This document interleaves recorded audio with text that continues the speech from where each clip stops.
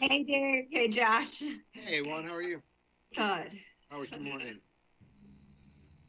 It was good. Good, It was good. good. Thanks. Hmm. Yours? It's all right. I was up early doing some farm work and I tweaked my back a little bit. Now I'm an old guy in a rocking chair here. Yeah, Take care of your back. yeah. Had a yoga teacher once who kind of shook her finger and said, "You're only as young as your spine." It's like, That is true. yeah.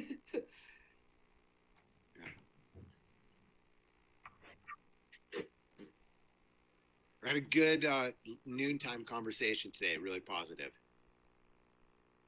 Great. Positive noontime conversations are good. It's really good. Yeah, that's good.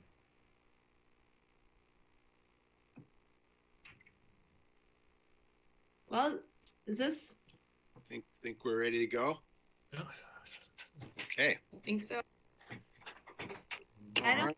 Amanda. Oh, there's Amanda. Okay. Okay, then we will call this public meeting to order for Thursday, August 13th.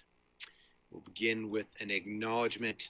Missoula County acknowledges that this event takes place in the Aboriginal territories of the Salish and Kalispel people. And now would you join me in the pledge?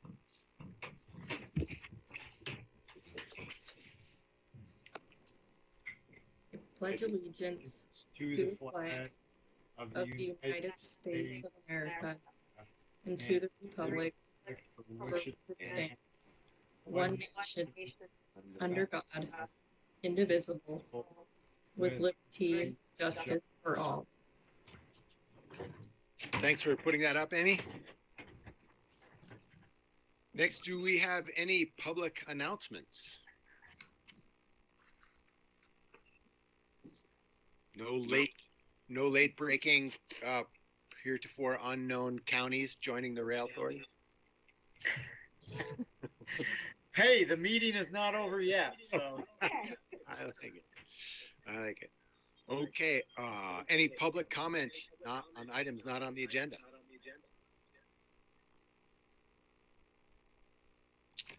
All right, seeing none. Are you guys getting feedback when I'm talking here? Or is it just me? I'm not sure how to undo that. maybe if there are other folks on the line, if they could all mute their phones or devices, that would help.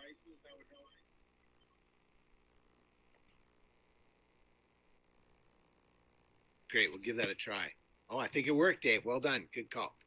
Okay, on our current claims as of July 31st to August 5th, 2020, received by the Commissioner's Office. Current claims total $1,171,681.03. And if you're curious as to how that money was spent, you can find out on our website. All right, we have a handful of hearings today related to our budget. But before we get to budget, our very own Dory Brownlow is going to talk to us about a resolution declaring an infrastructure deficient area that exists within Missoula County at the Y intersection area. Thank you, Commissioner Slotnick and commissioners. This is the first step that the commission would be taking if it determines it appropriate to create a targeted economic development district in this area. On June 11, 2020, you directed a study to be done, an analysis of this area, and I'll bring up a map in a second. We hired consultants, community development services, Janet Cordish and Lynette Windmaker, who Janet is with us on the phone, so will be available to answer questions if you have some in a few minutes. But she is with us, so I'll go ahead and attempt to share my screen of the area that we are considering. Did the map show on your screen? It does, yes, thanks. Oh, good.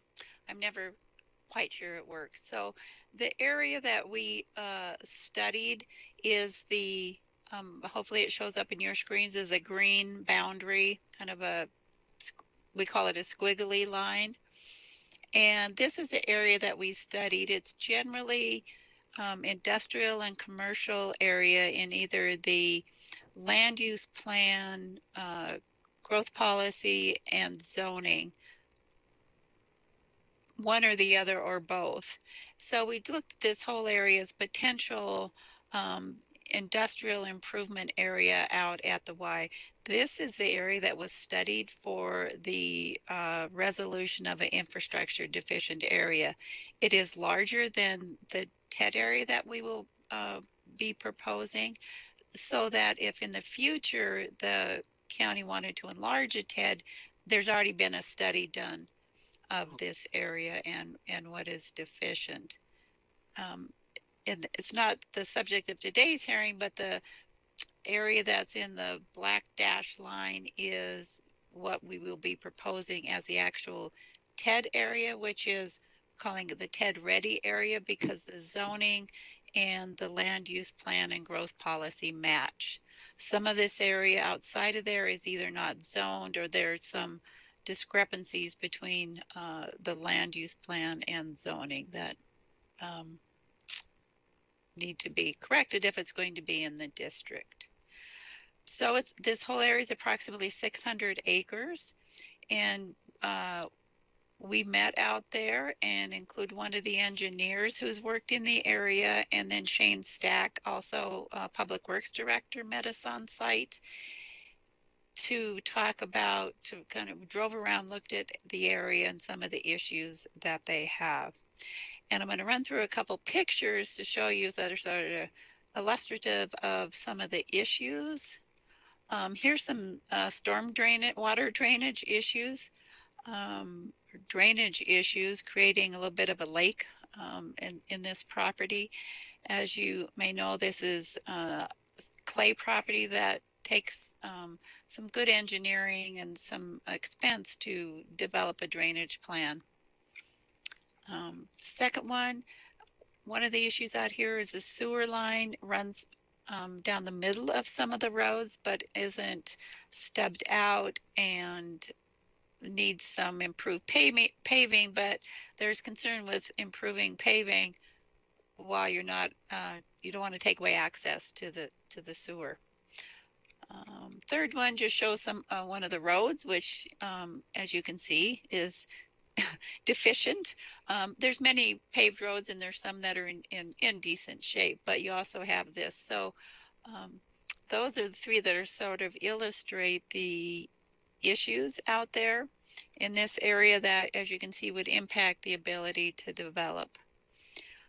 So they really came up with several areas of infrastructure deficiency: the transportation, which would be the roads, water, wastewater, drainage issues, life safety, for instance, for fire, Missoula Rural Fire, which covers almost all of this area. Issues with getting fire trucks into their broadband. There's deficient broadband, and probably impacts obviously a much larger area, but improving here could be really beneficial for the whole general area. And many other improvements would likely come up once start studying the area. The statement of infrastructure deficiency doesn't set forth like what the plan would be. It's really to show that there are infrastructure deficiencies in the area. And then if the commission later creates the TED, then the study would be done to determine what the deficiencies, how to correct those deficiencies. Brief timeline to show you so this, as I mentioned, is the first hearing on the adoption of the resolution of infrastructure deficiency. It doesn't create anything at this point. The next step will be a planning board hearing that Janet and Lynette are helping with and working with CAPS on that process, so we have that scheduled. The next hearing before the commission will be October 22nd. A TED is adopted through an ordinance, and this will be the first hearing on that ordinance. Prior to that hearing, notice will go out to all the property owners and have an opportunity to participate in that hearing. Then it's a second reading, November 12th. The TED would be created effective 30 days after that second hearing. And so that is December 12th. And our goal is to have this completed by the end of the year. So those are the dates. So far, the outreach we've done and helped with coming up with a statement of infrastructure deficiency. We had virtual meeting with Frenchtown School, DeSmet School, Missoula Rural Fire District, and Frenchtown Fire District. So that was helpful. And then I sent letters to all the property owners just as an advance notice and opportunity for them to ask questions. I've just got off the phone with, I think, the third property owner, and very productive phone calls, just inquiring, getting information about a TED and what that would mean. Also send a letter to Jerry Dellis, the chair of the West Valley Community Council. I didn't hear back from Jerry, but I just wanted her to know this, be able to pass that on. This area is not within the community council district, but I thought it was important that they had information. So with that, I might, if you have some questions you'd like to ask either myself or Janet, did you want to make a few remarks? No, excuse me. Hello, everyone, members of the commission. Thank you for having me here. Dory's outlined everything very well. Just one point of clarification, a couple of points of clarification, I guess. One is that we will, as Dory mentioned, if you choose to pass the resolution of necessity today, a resolution of infrastructure deficiency, we will proceed with preparing the plan for the area. And then that plan and the district that we identify is reviewed by the planning board for its consistency with your existing growth policy, as Dory mentioned, but it will be the plan that will be reviewed. The other point of clarification, with respect to the two lines on the map that Dory showed you, the green line again is the area that we looked at in terms of whether or not it was deficient in infrastructure that supports value-adding industries, and that's essentially the purpose of the Montana statute with allowing this kind of district to be created. And anything within the green line could eventually become part of the district because we've already gone through this step. But if for example, you wanted to expand the district outside this green area, but in contiguous with the dotted line, the dashed line, we could in the future do another assessment of infrastructure deficiencies. But this, by doing this area as defined in the green area, if you wanted to add anything within this area, you would save yourself a step. So, and again, that dashed line indicates today's, if we were creating this today or this year, it's the only area that would meet the requirements as Dory mentioned, in accordance with your growth policy and land use. So that's, but it is, we try to help in terms of looking towards the future with respect to what areas you might want to add and wanted to include those. Janet or Dory, I think you just explained this, but I'm not sure I quite get it. So where it really pinches in the center, again, that's because of the zoning that's in that area that doesn't allow the green line to be broader. Or I guess my question is why does it pinch in so tightly in the center? Well, that is you're right, Juanita. It is it was partly a zoning. Primarily, it's the way the land use is currently designated. Great. So it's a paired process. One is, what does the growth policy say generally about land use in that area, and how is the area zoned, and the decision to follow those lines has something to do with that. Also, in terms of what kinds of improvements, are logical to make, what we can do that creates connectivity through the area. So there's some physical limitations as well, but the underlying reason, as you point out, is the current land use designations and zoning regulatory code that's currently in place. Okay, thank you. Hey, I have a Dory, I question. had a quick, go ahead, Dave. Well, I have a question for Dory. So have you received any comment or input from property owners who take exception with the infrastructure being deficient?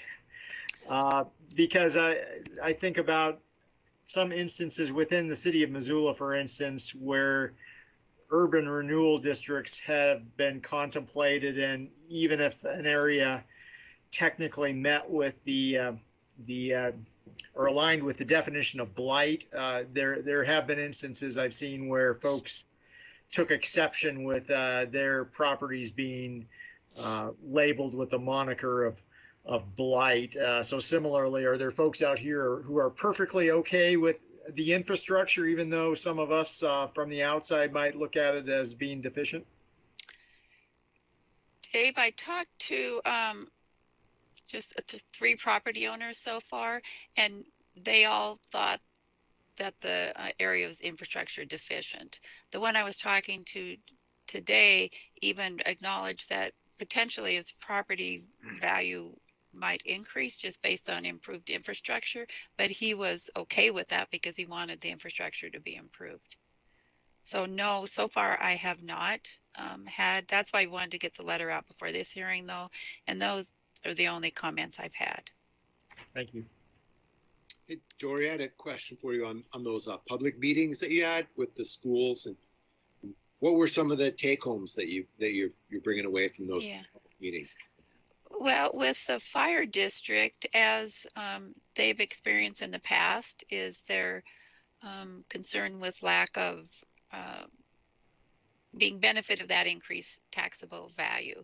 So we will be working on if there's annexation. And so we are working on a plan to address that, to delay, if the city would agree to delay annexation for a period of time. Hope to have more details before our, certainly before our October hearing. So maybe we can have something at least agreed upon in more than just principle before then on how that would work. That was probably the fire departments. The school, Frenchtown School I don't believe he'd only been on the job a couple of weeks, so he didn't have too much. Matt Dreesen was DeSmet School. I know what he was going to say. Yeah. More residential, less industrial. Exactly, and I think our message was, if this is improved, there may be more residential in the area that is deemed residential under the land use plan, so that would be beneficial if there's more jobs out here. But he's leaning towards it to just be more residential. Yep. Members of the commission, Dory, I have some things to add. I have the notes from that meeting. Would that be okay to share those? Yes, from my perspective, yes.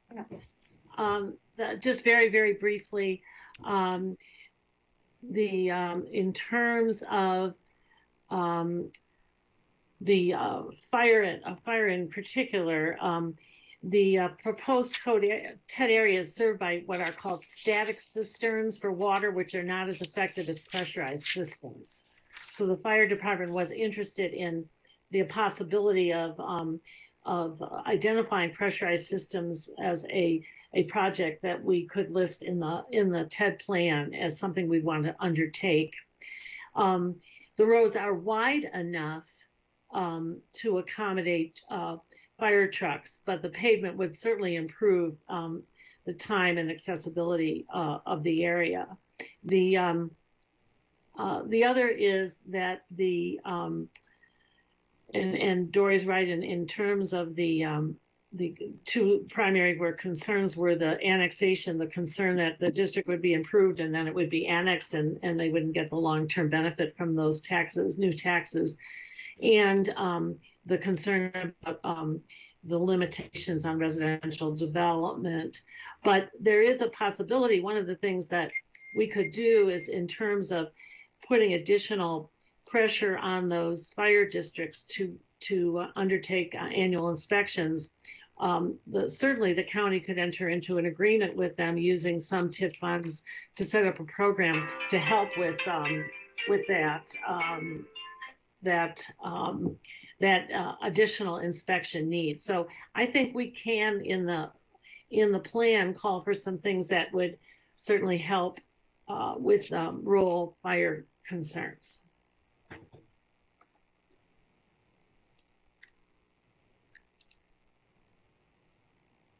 Does anything? I think that's it. That's all I wanted to add. You guys have any other questions? No. Love to hear if anyone out there has anything to say, I guess. Yeah, any public comment? Dave, this is Jamie Yerbacher at WGM Group. Hey. Hi. Hey. How you doing, Jamie? Good, how are you guys? All right. Good.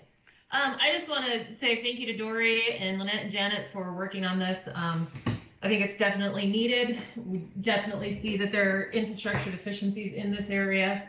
And you may be aware, you may not, that we are working on a future subdivision and land development just west of Dayshaw Lane. And so Dory's green squiggly line, that would include the industrial area of the property that we're looking to develop.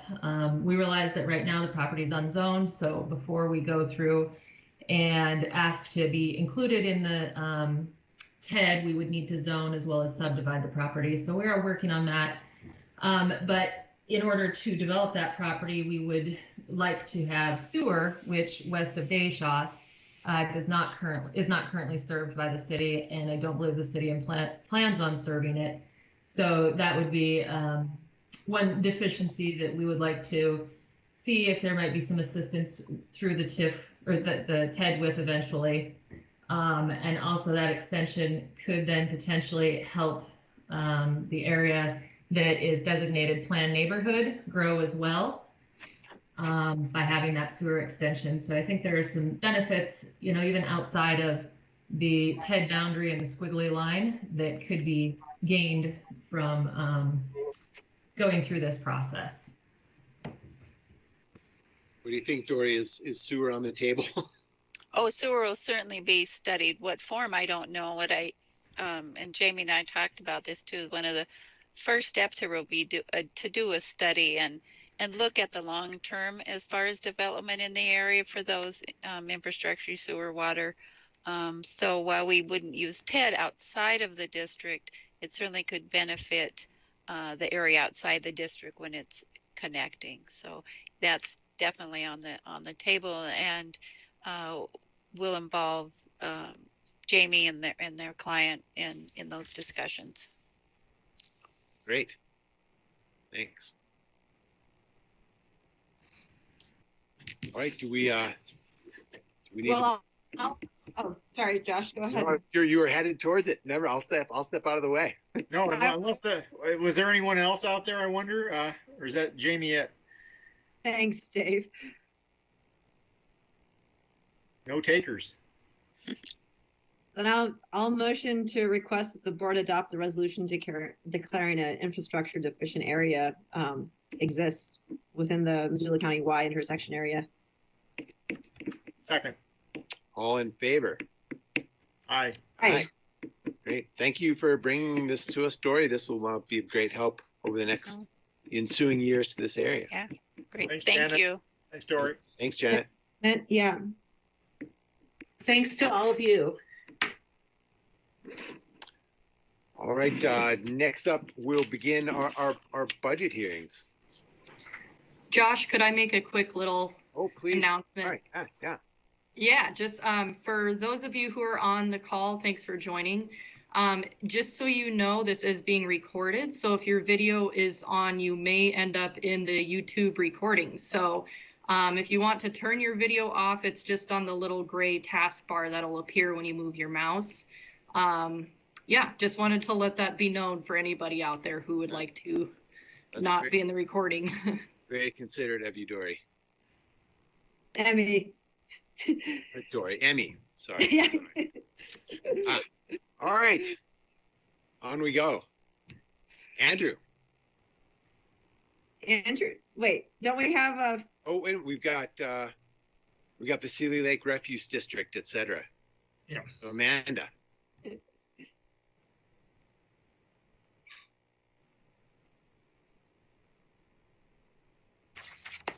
I want to welcome everybody to today's presentation of the fiscal year 2021 Missoula County preliminary budget. Today's budget presentation will include public hearings for the Missoula County Fairgrounds District, the Seeley Lake Refuse District, various rural special improvement districts, and then we'll dive into the Missoula County preliminary budget. The special districts consist of the Fairgrounds District, the Seeley Lake Refuse District, and various rural special improvement districts, which support streetlights, sewer, water maintenance districts, parks and common area districts, and debt service districts, which support existing infrastructure improvements.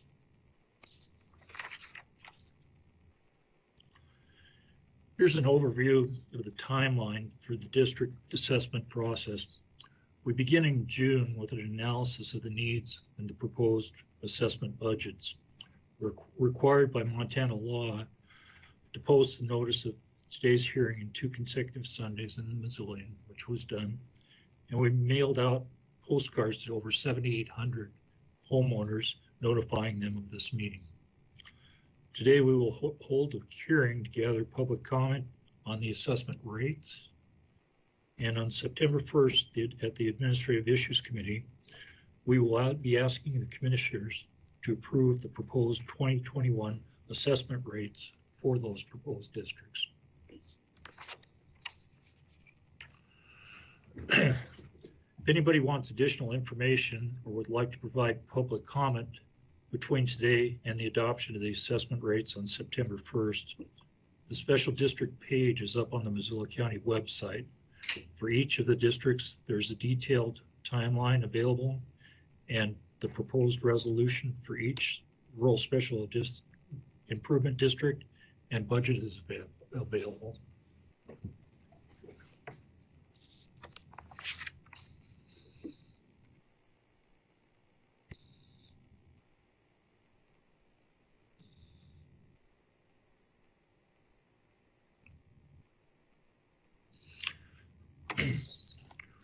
We'll start with the Missoula County Fairgrounds District.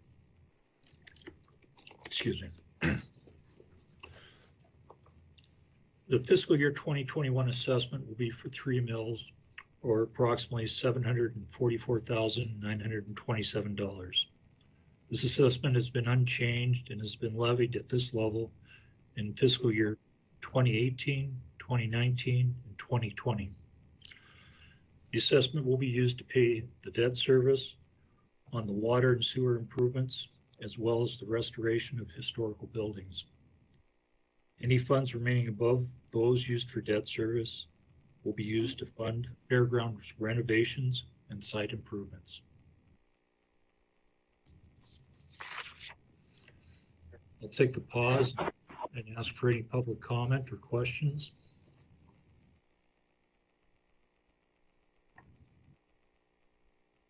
Is this the time for public comment? Yes. So I'm here with a group of people outside the Sophie Moise room in the courthouse, which was where we were directed to go to attend this hearing. And we were not told until about a minute and a half ago that we should call a phone number. So we just called in and caught the very tail end of that presentation. I think there's a group here that would certainly like to have heard the whole thing. And I think I can speak for the group when I say that receiving a notice to be in a certain place at a certain time and not being told that it's supposed to be done by call-in is incredibly frustrating. Hey, Andrew, Sure. this is, do you mind just repeating it? So, Well, I guess, Juanita, my question is for the caller. Well, What is well, the, hold on here. Hold on here. I got 8 or 9 people gathered around my cell phone. I got it on speaker. Not many of them can hear what's being said. So how can we facilitate actually taking part in this public meeting? I guess my question is, which public hearing are the folks on the line there wanting to hear? Was it the tax economic, was it the Y infrastructure deficiency public hearing, or was it this particular one? I got a notice of hearing. I don't know because I didn't hear what you were just presenting. So I got a notice of hearing sent to landowners. It says RSID R474 Mullen Sewer. Great. Okay. That's helpful. We just concluded the hearing for the Fairgrounds district. We'll be doing the RSID hearings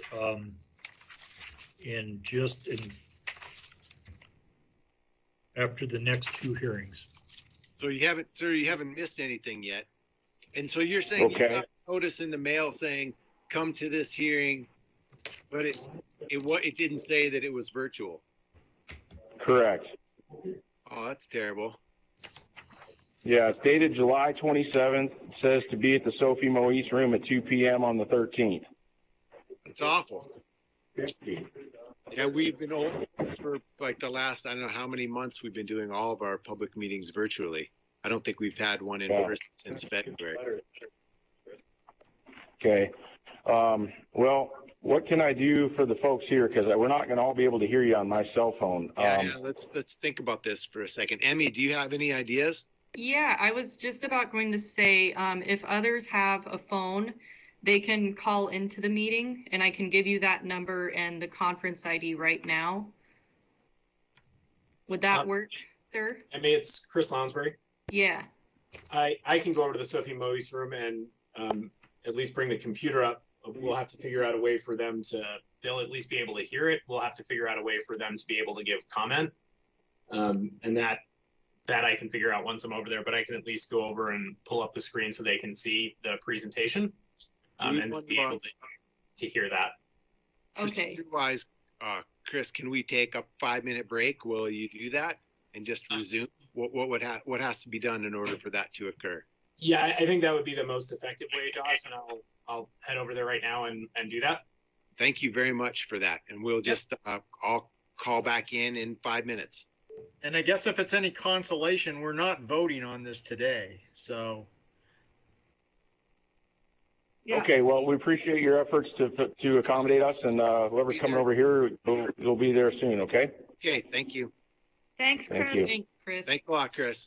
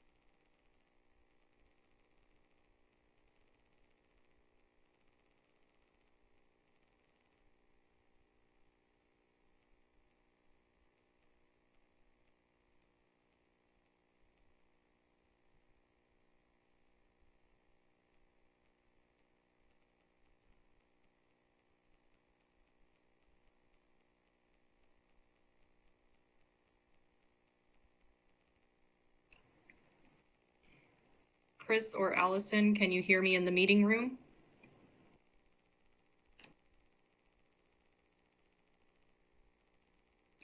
Awesome. Sounds like they're back on, commissioners, in the meeting room. They can hear us. So, Great. Thanks, Emmy. yeah.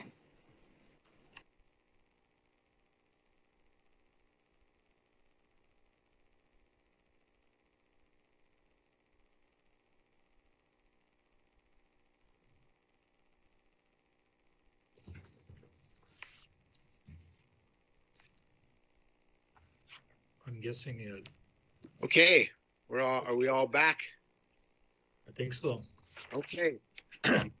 Chris, thank you so much for helping those folks, and our apologies to people who got the postcard with the wrong information. That is indeed terrible and inconvenient.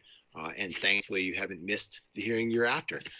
So, Andrew, please take it away with the Seeley Lake Refuse District. Thank you, Commissioner. Now we'll go ahead and talk about the Seeley Lake Refuse District. The proposed assessment will be $150 per district property. That rate has remained constant over the last 10 years. In reviewing the budget, it's been determined that the same level of service can be provided safely and efficiently at the current rate. I believe Kim Meyer is here from the Seeley Lake Refuse District and would be available to answer any operational questions.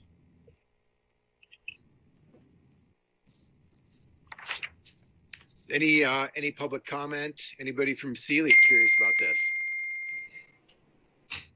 So Josh, just so you know, for those in the Sophie Moise room to comment, it sounds like Chris will be calling in and letting them comment from there. So there might be a slight delay. Okay, so no problem. Just so you know. Yeah, thanks for that. Kim, would you like to add anything? Well, no, I think it's amazing that we haven't raised the rate for 10 years, and that we can continue to offer the same service at that level without raising the rate. That is pretty amazing. So I have a question for Kim, Josh. Kim, we had discussed previously the possibility of looking into some other options for recycling. Should that come to pass, how would that or would that not add to our budget deliberations? Right. So I did reach out to Chad Bauer at Republic Services, and he's working on a proposal for if they could take over the entire recycling part of the district. And he hasn't got that to me yet. When he does, I'll analyze it and then forward that on to the commissioners. There is a possibility that could affect the rates because with Pacific, that is currently affecting the rates somewhat. And we are looking at possibly raising the rate next year just because it's probably going to be due just to maintain what we're doing. So it'll all factor in. Okay. Thank you. Yeah, well, I'm glad that's happening. And if you get something solid from Chad, just let us know about it. I sure will. Thank you. Thanks for taking that on. Yes. All right, Andrew, I would say carry on. Okay. The county supports a variety of rural special improvement districts ranging from 35 street lighting districts to 4 water and sewer district maintenance districts, 6 park and common area districts, and 11 debt service districts supporting existing infrastructure improvements. The fiscal year 2021 budget for all RSIDs will remain the same. The assessment for individual properties will be based on the total assessment for the RSID. There's little or no change there. Division or merger of properties can affect the number of properties billed. As I mentioned earlier, the budgets for each RSID can be viewed online at the special district page of the county website.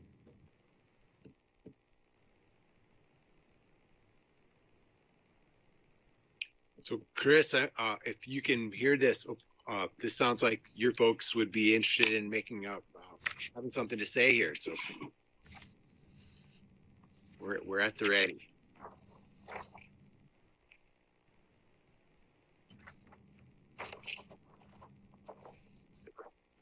I don't know who wants to speak on. How do you want to? Do you want to go around the room for you guys, or? I don't know where we are here. So they just did special district hearing. There's no change in assessments for this year for any of the special districts. So this is the opportunity for public comment on rates in any of the special districts that were noted. Okay. My name's Nate Wagner. I represent landowner with a couple of parcels in the district, and received a couple of different notices referencing different RSIDs. And I guess one of the questions is that my clients also have relatives who own property in the same exact area who didn't receive these notices. Are all properties assessed the same, or is it piece by piece? How does this work? Well, if they're in the assessment district, the total assessment is divided by the number of properties there on a different assessment basis, depending on the type of district they're in.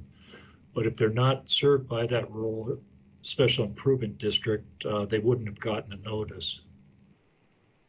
So I've got two for RSID R474 Mullen Sewer, and one for RSID R488 Whippoorwill. Is that what's being discussed here today? Yeah, we went over all of them together, and there's no increase in any of the assessments. So the money those folks pay won't increase. It'll be the same as last year. Yes. Okay. And that's for 2021? Yes. And then will there be another hearing like this to set those assessments for future years? Next year there will be. Okay. What is the scope of the project that's being proposed for 2021 to be paid for from these funds? Well, these are debt service districts that are they're paying for existing infrastructure improvements out there. So past projects only? Yeah. Okay. And does anyone anticipate an increase in the rates for 2022? I don't believe so. Okay. Well, those are the questions I had right now. Thank you for your time. I'll see if anybody else has questions. Anybody else want the phone? Thank you. Yeah.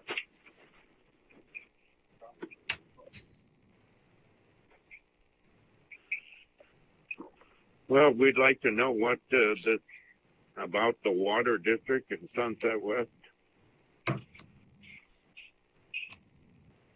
and how much it's going to cost, and what's happening here. I don't have any water pressure on two of my properties, and I have to provide a special pump, and I would like to get a letter from the county giving me permission to take over the wells that are abandoned for 10 years on my property.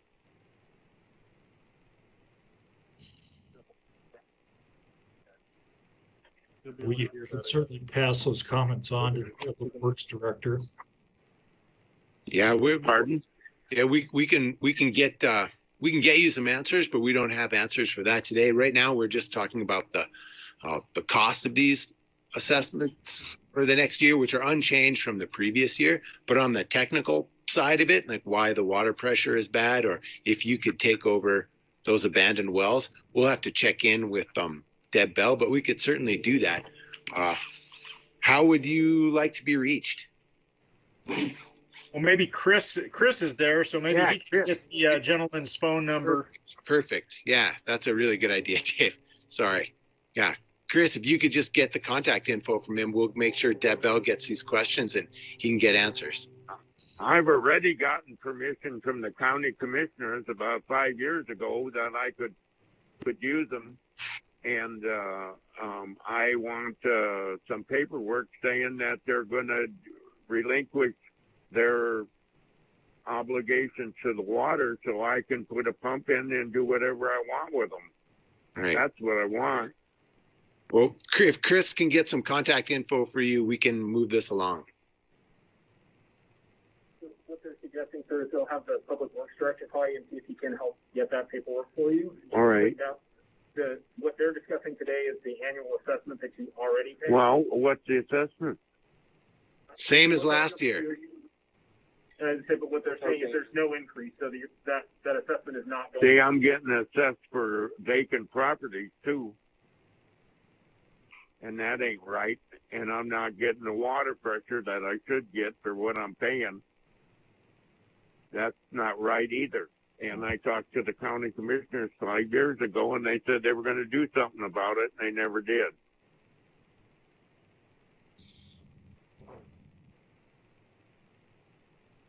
So what do we have to do? We have to give him my phone number? Yeah. Give your contact info to Chris, and we'll get working on this. All right. Here you go. So I will do that. I'm just going to see if anybody else wants to do that. But before you go, I will make sure to get that from you. Did anybody else want to comment? Are we included in the sewer thing that they're doing? I don't know. I'm sorry. I don't know exactly where you live to know which assessment this is. So Sunset West is just water. Yes. So. Well, there's one on Mullen Road. Yeah, there's a few in Lolo and a few in other districts. Ma'am, did you want to? Why? So, are you on sewer or septic out there? I'm sorry.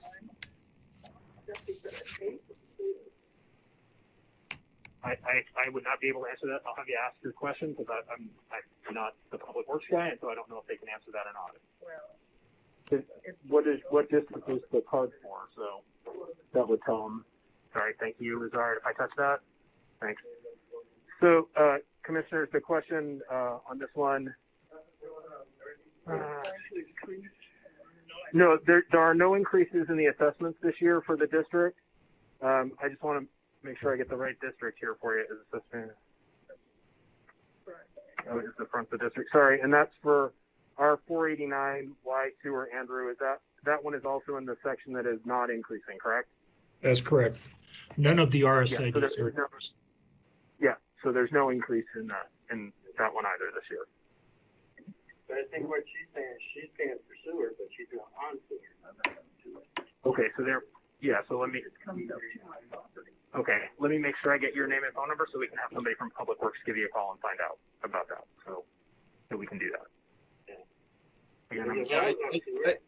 I think that's the important take-home message is that there are no increases in any of these assessments for this fiscal year. And I'd say the other one is that we're not equipped at this time and place to talk about technical issues, but we could get info to you. So I'm sorry. So did you want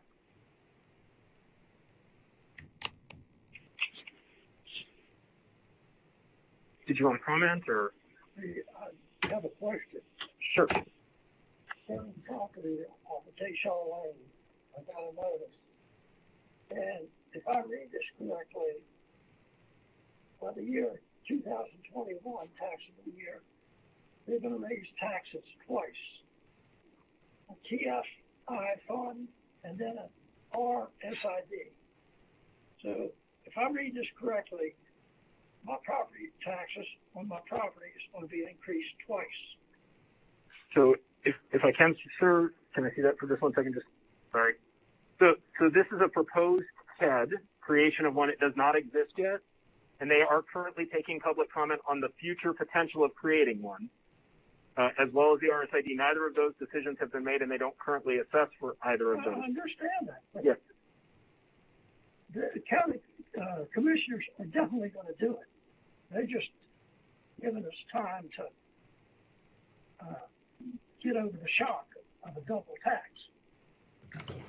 Well, so you don't get. I can't. There's no taxes assessed if property is inside of a TED. There's no new taxation. There's no additional tax associated with creation of a TED. The TED does not create a new tax. Maybe Dory can tie in with this gentleman and explain in a little greater detail. The funds are accrued from property taxes that result from increases in taxable value. If that's not a tax, what is? That's going to cost more money out of my pocket. And I can have Dory call you, sir, to explain how that works, because my understanding will be incomplete. So, and then down here, they want to pay RSID, a rural special improvement district. Right. That's two taxes.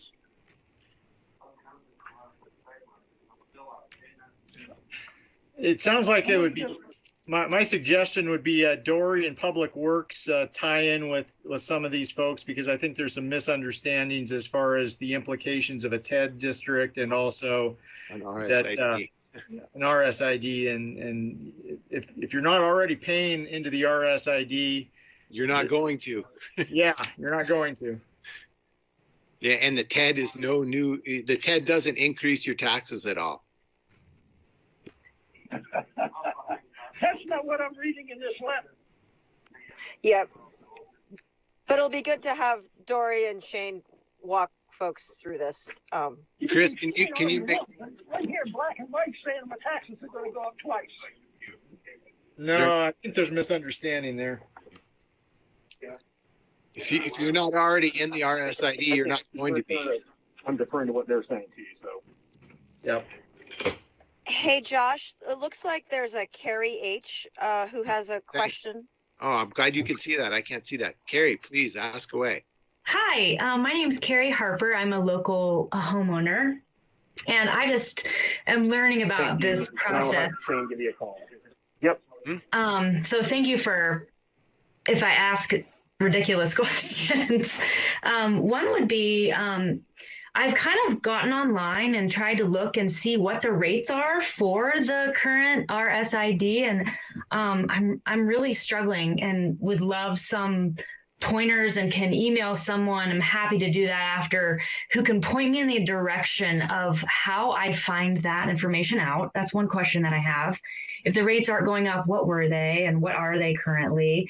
I've looked through the budget and whatnot, and I don't see it according to the RSID number that I have on my card, and I'm just curious.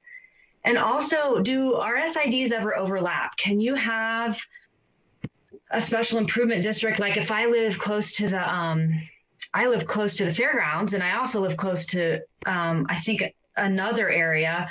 Do they ever overlap so that I'm charged twice for different things or the same thing? The Fairgrounds Special District, only the county is being charged for that. Okay. You can live in an area that has two RSIDs in it. For instance, you may be close to a park that you're paying for and be in a lighting district as well. Okay. And then all in all, how are the SIDs decided? How are they proposed in the beginning? That's a process that begins with findings and a description of the RSID, and the majority of the landowners have to agree with the terms of the RSID and what improvements are going to be made. And then a vote is taken by the County Board of Commissioners to create that RSID. So to be clear, an RSID is money collected to address a specific service need. I'm just going to make something up. Like in one area, let's say the roads are deficient and it's outside of what Public Works can typically do.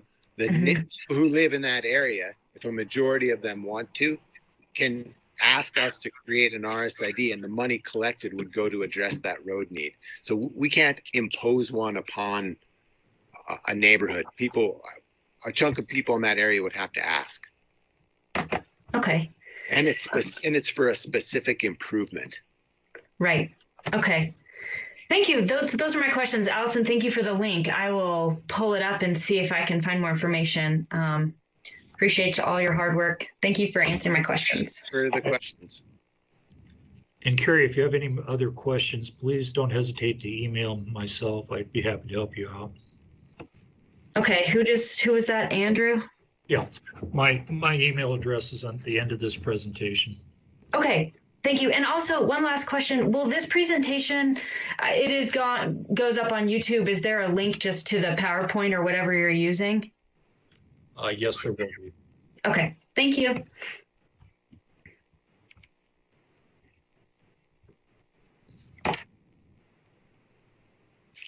All right, keep it rolling, Andrew. Thanks. Okay. Now,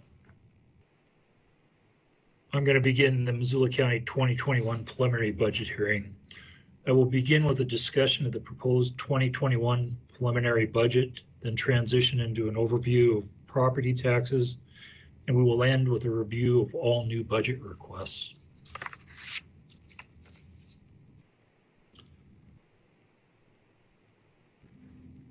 The commissioners, we're following a value statement here that was developed in a strategic planning session where we're following our mission values, and we have a number of them here that we've tried to use as our budget goals for the coming year.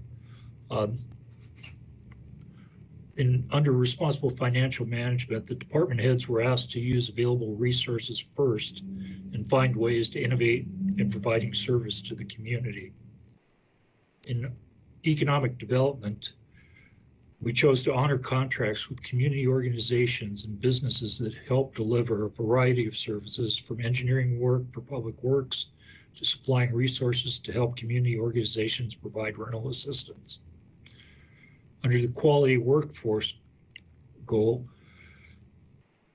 we chose to retain a skilled workforce by providing a living wage and honor our union obligations. 85% of the county workforce is represented by a union.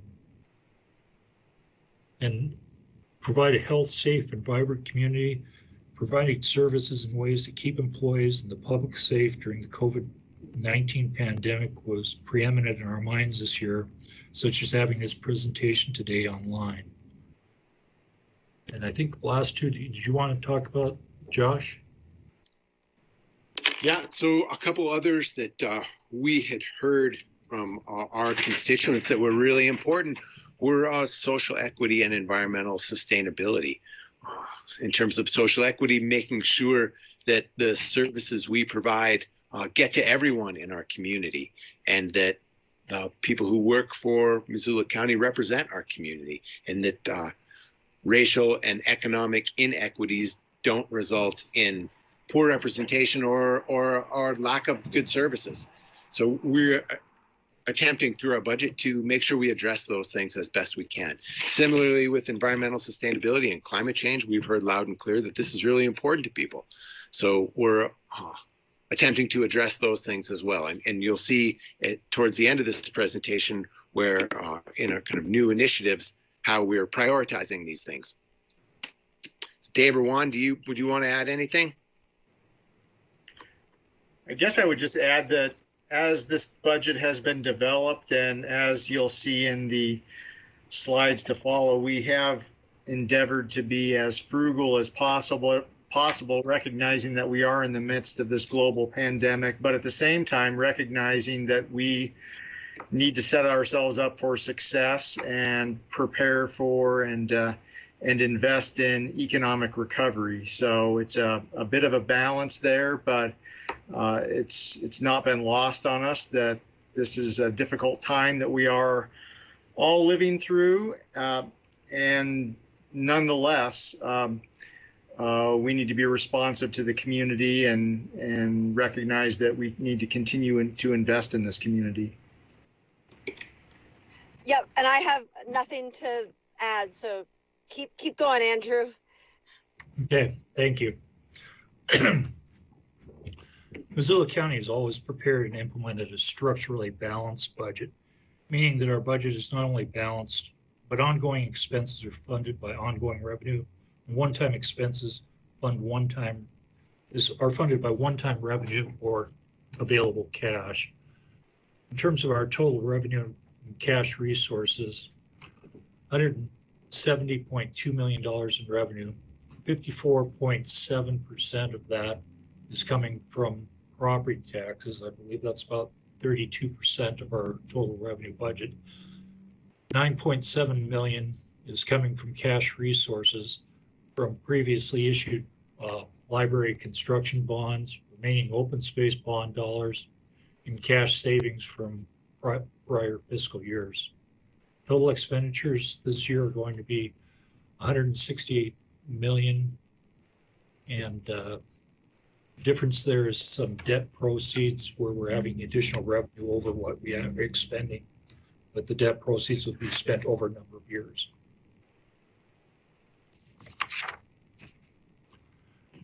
Just breaking down the revenue, property taxes about 34%. Entitlement share that we receive from the state is around 3%. Transfers in 9%. Debt proceeds this year were down to 1%. And other revenue, that's intergovernmental fees for services, grant revenues, makes up the majority of that, and that would be 53%.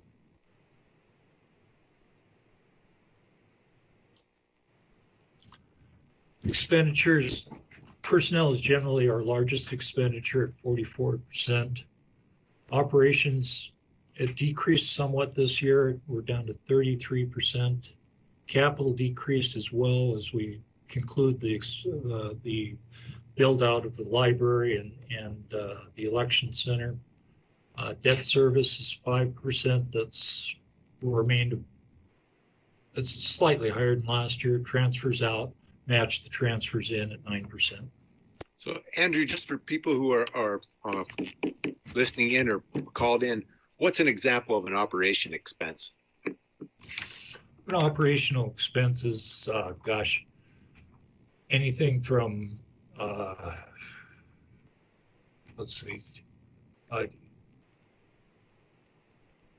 anything except personnel and capital is considered operational expenses. So there would be services that are being provided, and those services and supplies that are used. All the materials that it takes to create these things. That's correct.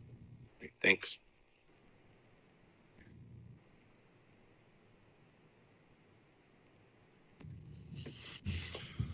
The Montana Department of Revenue determines the property valuations for each property in the county each year.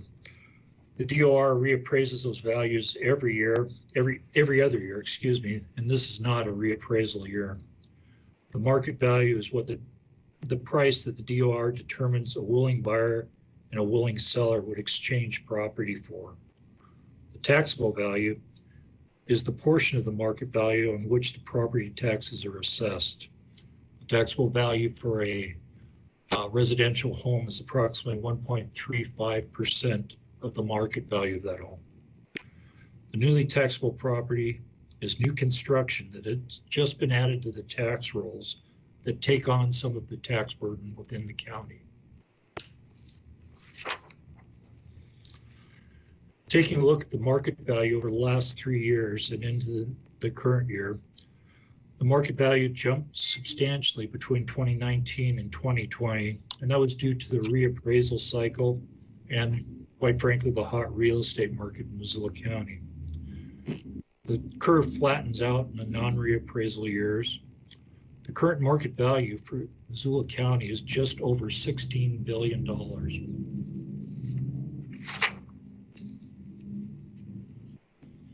The taxable value of the county is the portion of the market value on which the taxes are assessed.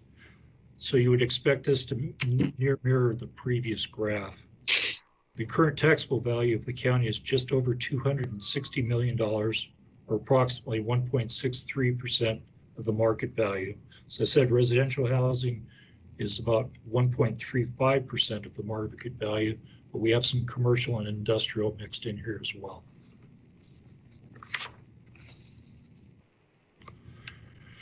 This graph represents the last annual additions of new construction to the tax rolls over the last 4 years. The peak was in 2019, and we had just under $6 million of newly taxable properties added to the budget, or added to the tax rolls. This year, we had approximately $4.7 million in newly taxable properties added to the tax rolls.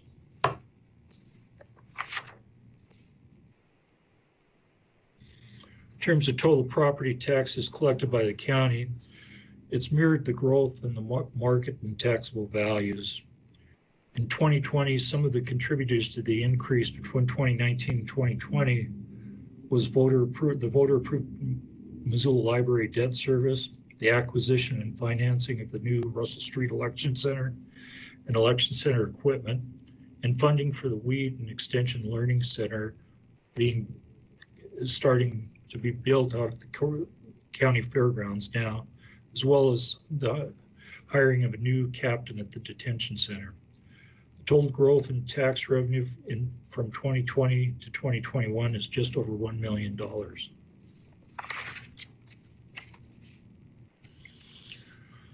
All of this equates into a $17.34 increase on a $350,000 home, or $1.45 a month. Approximately $6.95 of the increase is used to sustain existing services, and $10.16 is used for new services. Andrew, those figures differ from what I'm seeing on the screen. Just by a little bit, but they do differ. Oh, I'm sorry. They did differ. Yep. So I apologize. I'm working off an old sheet here. Which ones are the correct ones? The ones on the screen? The ones on the screen are the correct ones. We were updating the sheets this morning. Can you read it again for folks on the phone? Sure. We're looking at a $17.34 per year increase on a $350,000 home. That would equate to $1.45 per month, or $7.08 per year to sustain current services, $10.26 per year for new services.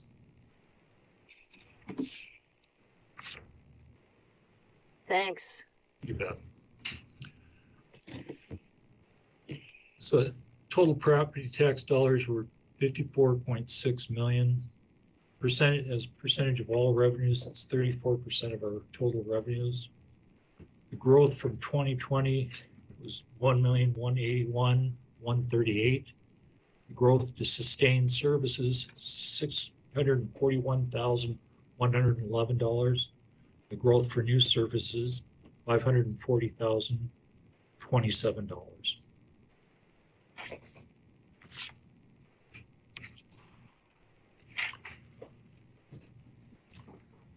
The budget funding this year is a direct reflection of as the commissioners mentioned earlier, community values.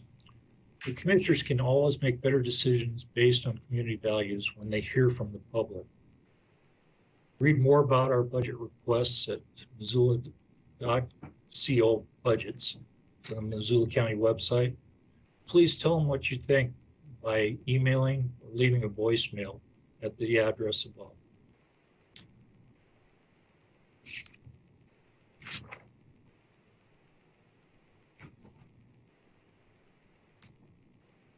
And actually, do you want to give that phone number to folks who can't see the screens?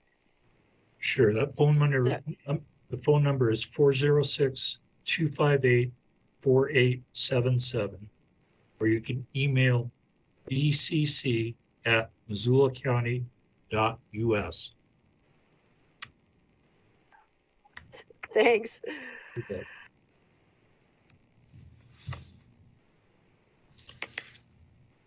The new budget requests are a direct reflection of the county's value statement and are divided into the following categories.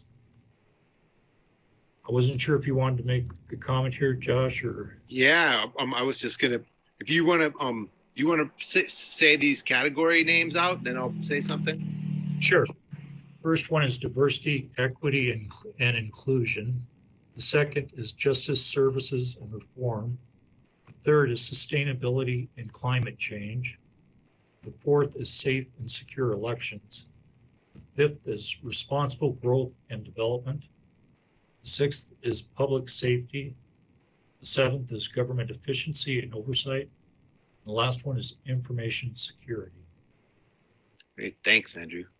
So as Andrew said, these values reflect conversations we've had with constituents and feedback we've heard generally over the last year, and our own desires to take action on those things.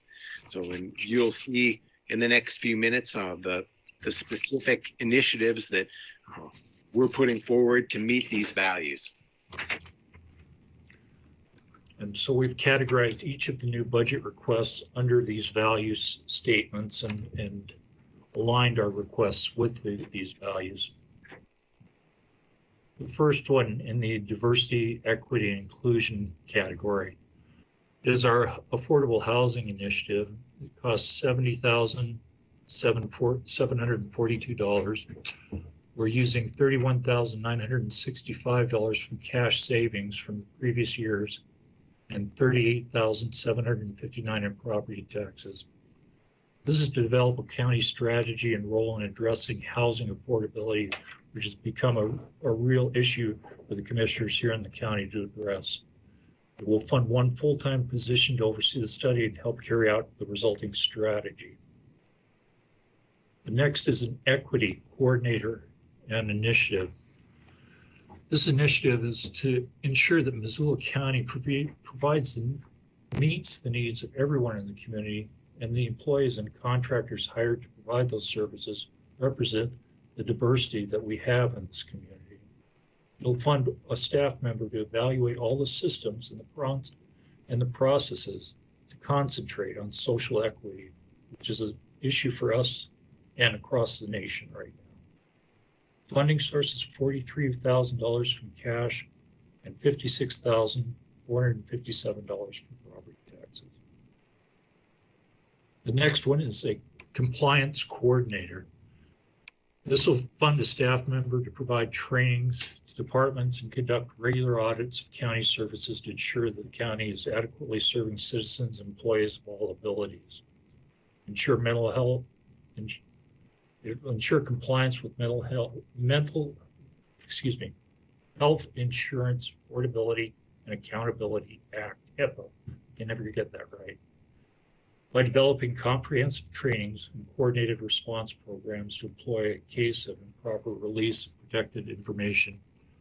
Funding sources, property taxes. The last one is Leadership Montana Program participation by Commissioner Slotnick. Has participated in a statewide leadership program where they develop skills necessary to have hard conversations and work with diverse groups on challenging critical issues.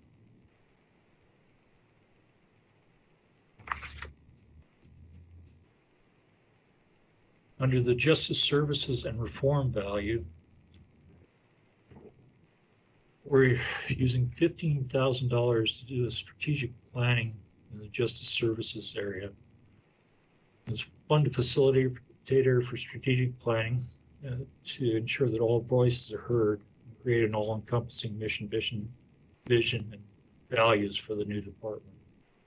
This is a new department that will combine relationship violence services and the criminal justice coordinated counseling, hopefully enabling a more holistic approach, an innovative approach to criminal justice.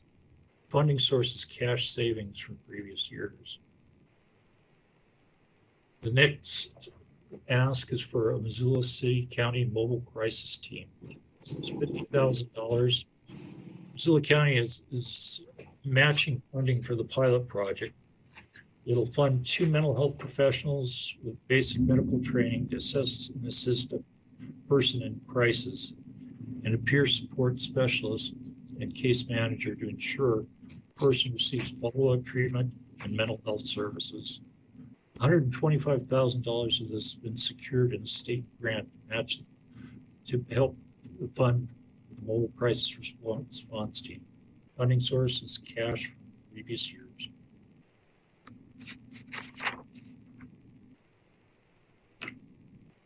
Next one is it's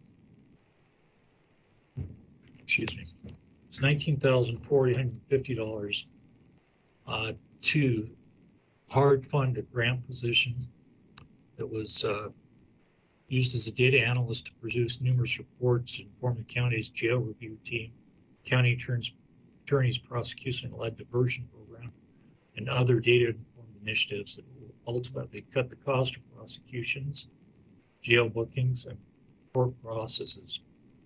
That's the objective. The funding source is property taxes.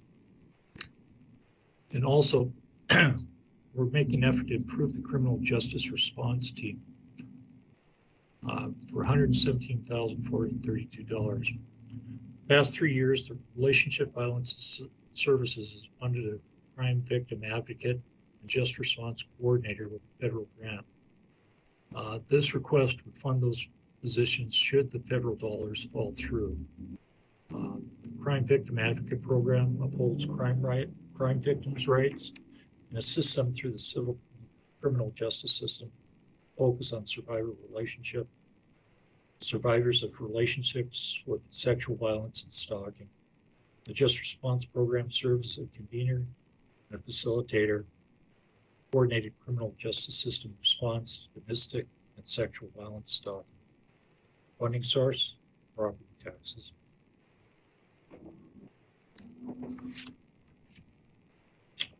Then under the sustainability and climate change category, we're funding a 250 kilowatt solar array at the detention center.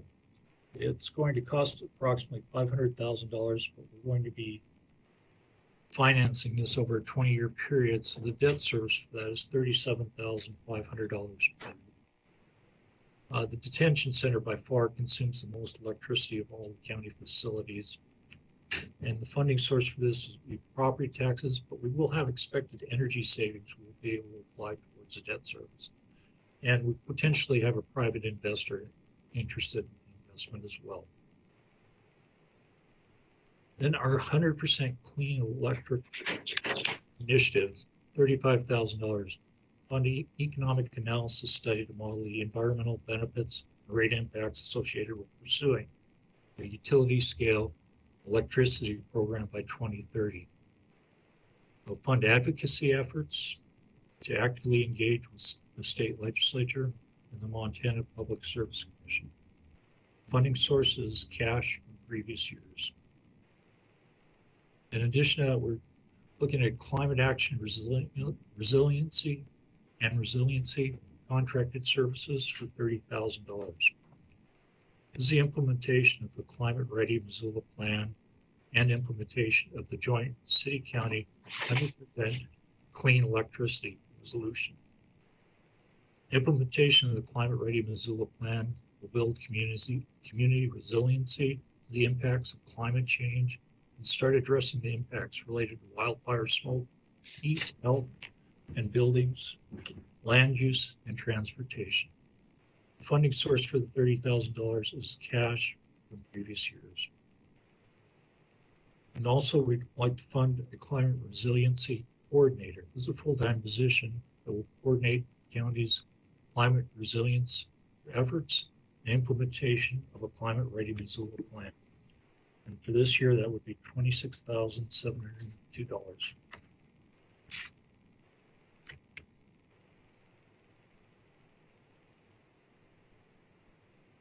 Under the safe and secure elections category, we're going to be prepaying postage on ballot returns this year.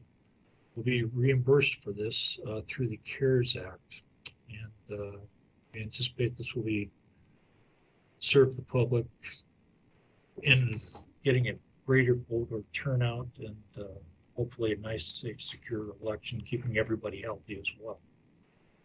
Election security system monitoring. We need to monitor the elections area and counting areas with cameras, so that's $2,400 for the camera installation there. And then temporary staffing for the November elections, the amount of $15,000. Although after hearing Bradley talk earlier today, I'm the admin meetings, maybe a lower number than that. We're anticipating using cash from previous years.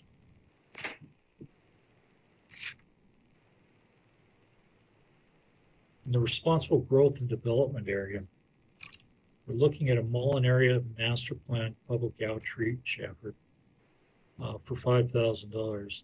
This will fund some additional outreach efforts in light of the COVID-19 restrictions, help identify the critical infrastructure improvements for the areas developed, including the road grids, sewer, water, stormwater, non-motorized facilities, locations of urban agriculture, parks, detailed land use topographies.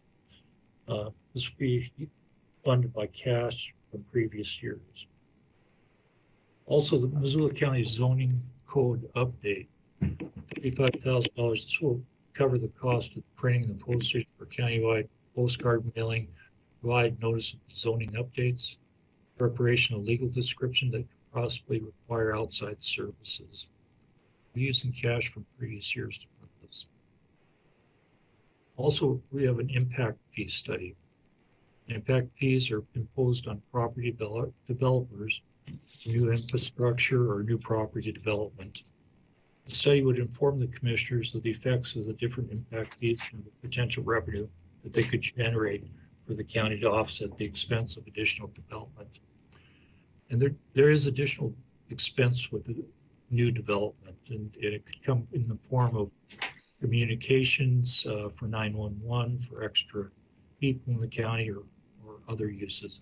So this would fund new additional requirements on the county for new development.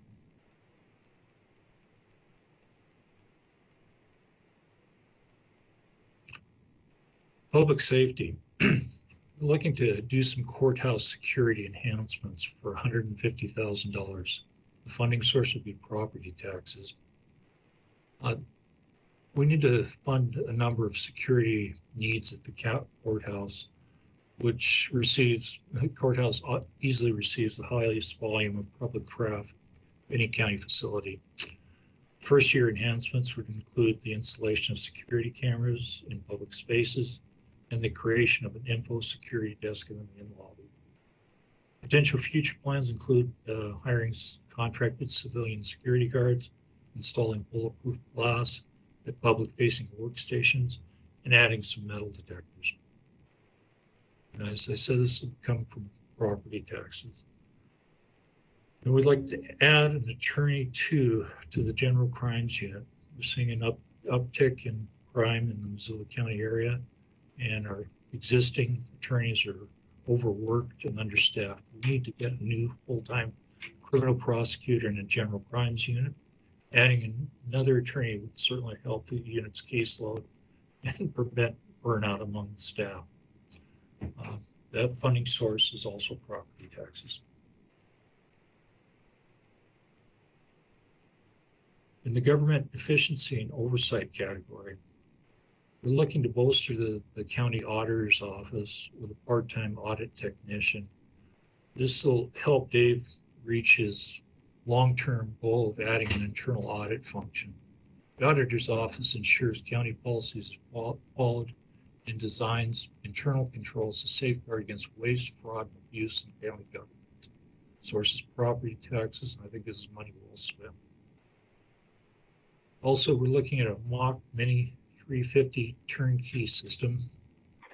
This would digitize thousands of historical records currently stored on microfilm reels in-house instead of outsourcing the task. Having the digitized records, having as many digitized records as possible greatly increases the public access to them. And this machine will pay for itself within a matter of years instead of outsourcing it. The funding is cash from previous years saved in the clerk of court's office. Then we always hired a legislative intern during the legislative season. We've been very effective in communicating with the legislators on hundreds of bills that pass through the session each year. And This legislative intern will coordinate and communicate with staff on our legislative delegation, with our legislative delegation. Funding sources cash from previous years.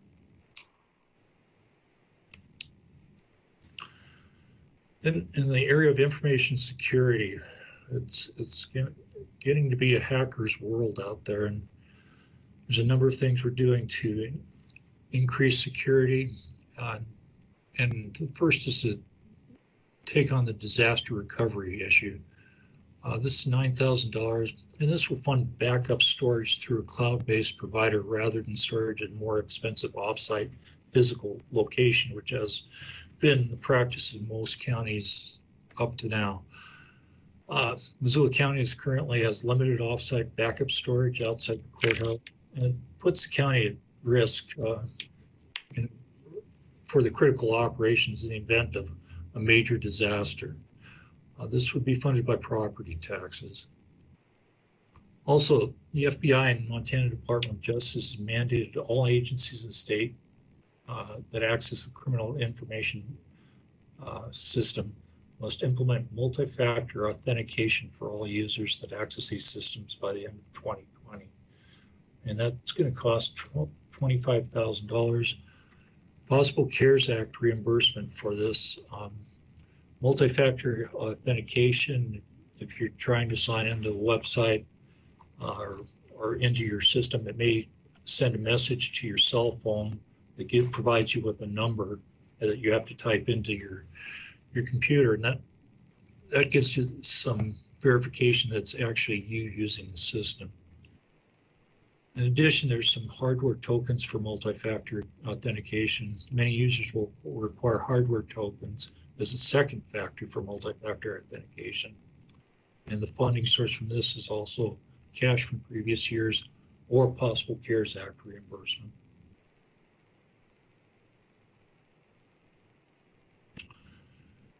So just looking at the financial impact summary, the ongoing expenses, $609,410, or 54% of the impact. The one-time expenses, $426,078, or 37.93%. And we're getting reimbursed for $87,819, or 7.82%. For a total of $1,123,306 in the request.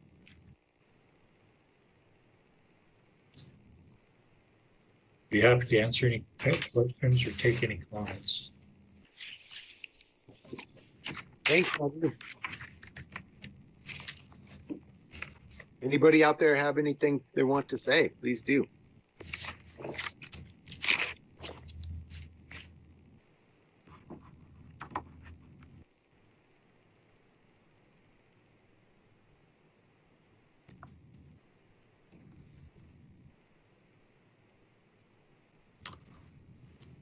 Well, should you have any comments that you'd like to submit to the commissioners or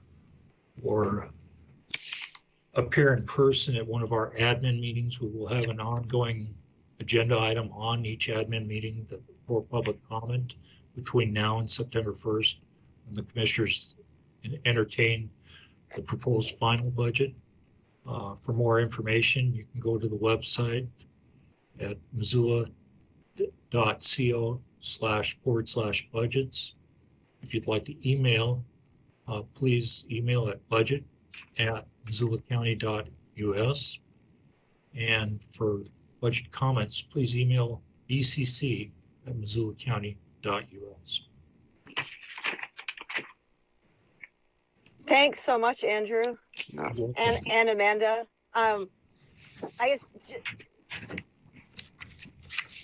I just wanted to say, yeah, I so appreciate this, and this is only my second budget experience, and so and I think I alluded to this yesterday, but I'm really struck by how this time around we really spoke to the community's values, and this isn't just a transactional experience. Like, this is really a roadmap that has been created, and I'm just proud of that. So thank you, and I'm really impressed by staff and the community, and looking forward to feedback that we're going to get.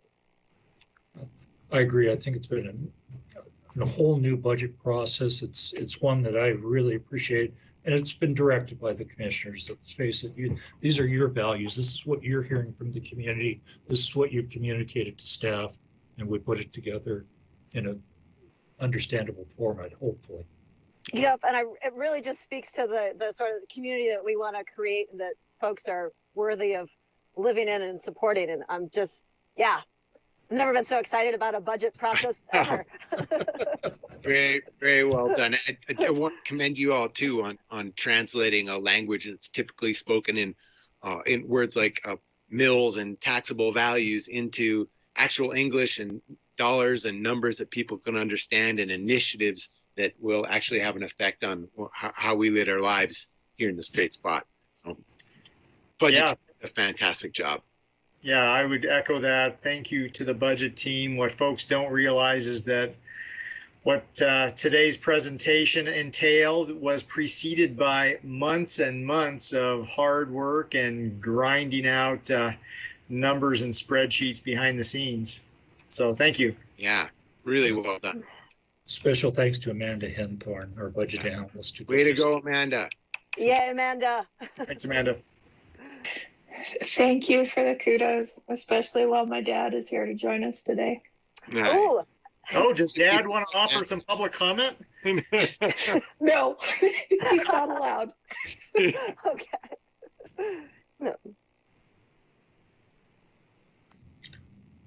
Well, our next meeting is what's the date for? Yeah, when's the next time we revisit this?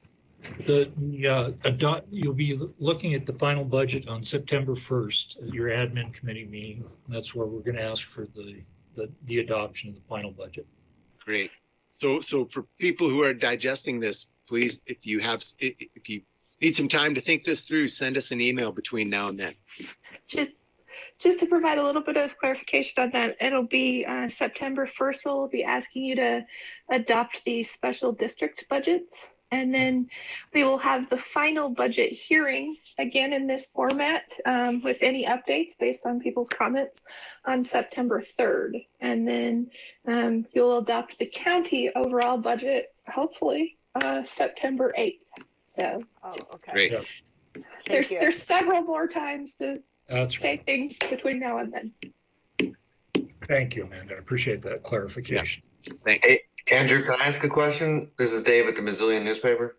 Sure. Is there a percentage that $17.35 equates to, or $17.34 on a $350,000 home equates to? Is there a percentage increase?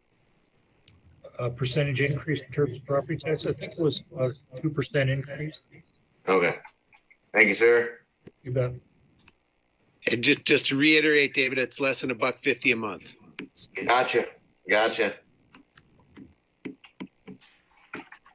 If we have any other members of the media who'd like to ask questions, go for it.